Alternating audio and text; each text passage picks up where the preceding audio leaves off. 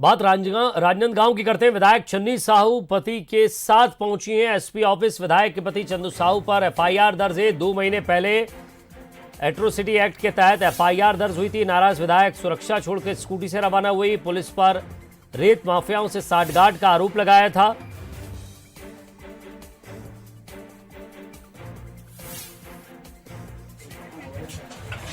अंदर है।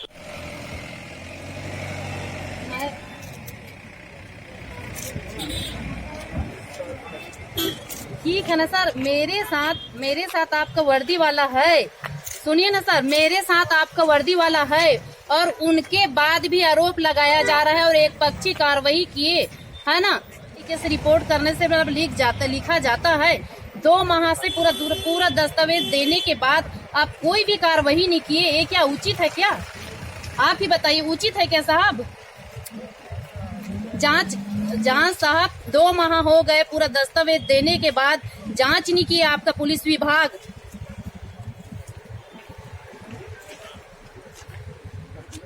तो मैं तो लाई हूँ साहब। आपके पुलिस वाले फोन लगाए थे कि मैडम आप कॉपरेट करें, सहयोग करें। मैं लाई हूँ साहू जी को। आप क्या करोगे तो आप जानिए।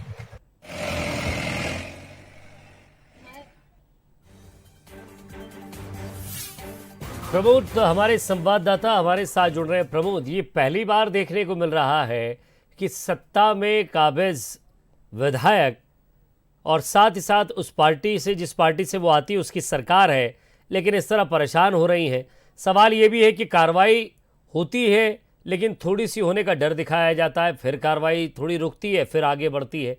क्या सिर्फ और सिर्फ ये डराने की कोशिश है छन्नी साहू को, या वाकई छन्नी साहू के पति अगर दोषी हैं तो आप आगे मामला लीजिए, कोर्ट में जाइए, सारी चीज़ें आगे करिए, और वाकई अगर उनकी सरकार है तो कम से कम हमने कई बार ऐसा देखा है कि सत्ता का लाभ मिलता है, लेकिन यहाँ सत्ता का लाभ भी नहीं मिल रहा है।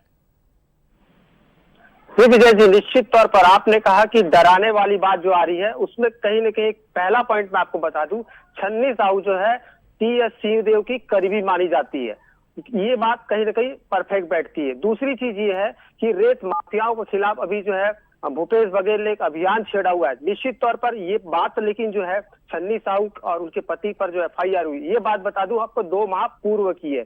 वहां पर कांग्रेस लॉबी है जिसपे कांग्रेस के एक अलग गुट है, छन्नी साहू का एक अलग गुट है, और उस तरफ जो रेत माफिया जो है वो कहीं ना कहीं बड़े पैमाने पर रेत माफिया का काम करते थे, जिसका विरोध छन्नी साहू करती थी। लेकिन जो दूसरा गुट है कांग्रेस का, उसके पास रेत खदान थी या रेत माफिया का काम वो करता था, जिसको लेकर कहीं ना कहीं छन्नी विरोध करती थी। और विरोध के दौरान उन्होंने एक गाड़ी पकड़ी थी, जिसके बाद ये हुआ था कि उस गाड़ी पर कार्रवाई की मांग की गई थी। लेकिन जो दूसरा गुट है कांग्रेस का, वो भी कहीं ना कहीं अपने आप में एक पावरफुल है और वो किसी दूसरे गुट का करीबी माना जाता है, जिस पर कार्रवाई छन्नी साहू ने जिस पर कार्रवाई चाहिए थी, जो रेत माफिया था या जो गाड़ी अवैध रूप से रेत परिवहन कर रही थी, उस पर कार्रवाई ना होकर छन्नी साहू के जो पति, उनके साथ फॉलो गार्ड था, बकायदा उनके पीएसओ थे, उसके बावजूद उन पर कार्रवाई नहीं। और चंदू साहू जो है उनके पति, उसके खिलाफ 3 दिन में एफआईआर की गई। एफआईआर में एट्रोसिटी एक्ट के तहत एफआईआर की गई। तो कहीं ना कहीं छन्नी खुलकर सामने आई और उन्होंने इस पूरे मामले की जांच एसपी को करने के लिए बकायदा उन्होंने लेटर दिया और कई बार एसपी ऑफिस कलेक्टर से कहीं ना कहीं गुहार लगाई। लेकिन लगातार कार्रवाई नहीं होने के चलते चंदू साहू को गिरफ्तारी की मांग मीडिया हो चाहे कांग्रेस का एक ग्रुप जो है वो कहीं ना कहीं करा था, जिसका विरोध आज करने के लिए सबसे पहले छन्नी साहू ने एक प्रेस कॉन्फ्रेंस ली और उस प्रेस कॉन्फ्रेंस के दौरान उन्होंने कहा कि मैं अपनी पति और मेरा परिवार पर जो आरोप लगा है, तो मेरे साथ जो फॉलो गार्ड रहता है, पुलिस की पूरी टीम रहती है, क्योंकि वो नक्सल प्रभावित क्षेत्र भी है, पीएसओ रहते, उसके बाद बिना पीएसओ या जो चलिए प्रमोद, आप हमारे साथ बने रहिए। खुद विधायक छन्नी साहू जी हमारे साथ जुड़ रही हैं। विधायक महोदया, स्वागत है आपका बंसल न्यूज़ में।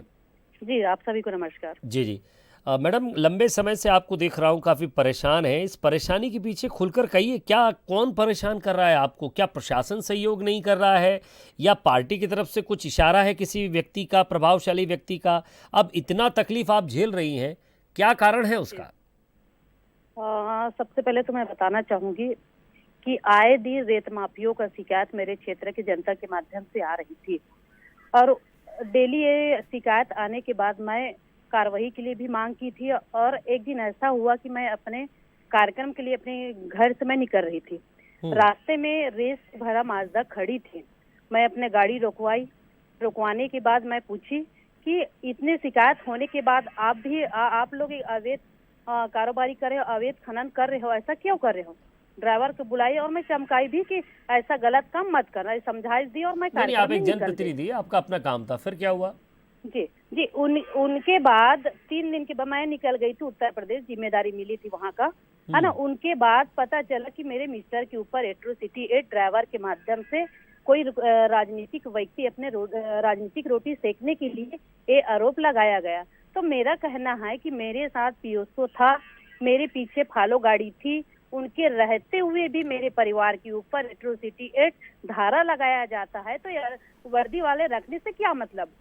मैं अपने कुछ विधानसभा के 2.5 लाख आपकी जनता सरकार की है, बात आप विधायक मैं हैं, कल भी इतना जनप्रतिनिधि इतना थी, आज असहज क्यों महसूस जनप्रतिनिधि कर हूँ। रही हैं मैं आप? बिना सुरक्षा के अपने क्षेत्र में काम कर सकती हूँ। नहीं छन्नी जी, आप विधायक हैं, चुनी हुई जनप्रतिनिधि हैं, आपकी सरकार है, इतना असहज क्यों महसूस कर रही हैं आप? हेलो, आवाज मिल रही है आपको?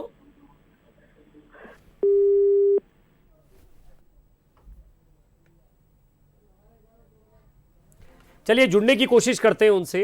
हालांकि वो बता रही हैं कि उनके क्षेत्र में अवैध उत्खनन का मामला था। हमारे संवाददाता प्रमोद भी हमारे साथ जुड़े हुए हैं। प्रमोद, बयां कर रही हैं अपना दर्द, लेकिन खुल के नहीं बता पा रही हैं।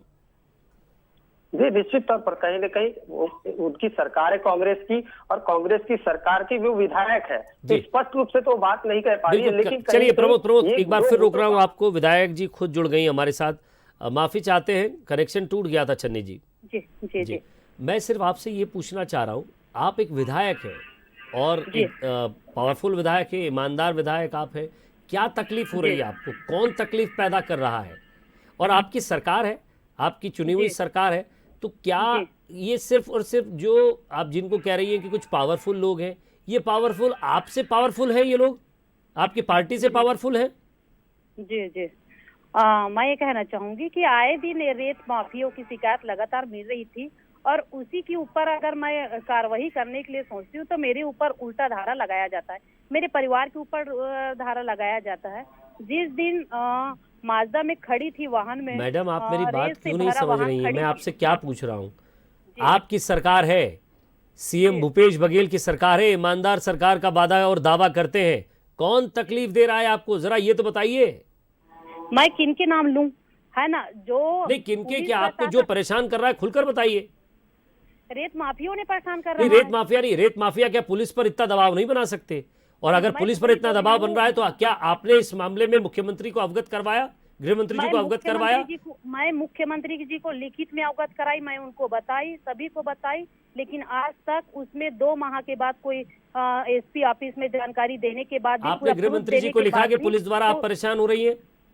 सभी को मैं लिखी हूँ चिट्ठी। तो फिर इसका मतलब ये है कि आपकी सुनवाई, शायद आप बताइए, क्या आपको ये ऐसा लग रहा है कि आपके ऊपर तक सुनवाई नहीं हो रही है?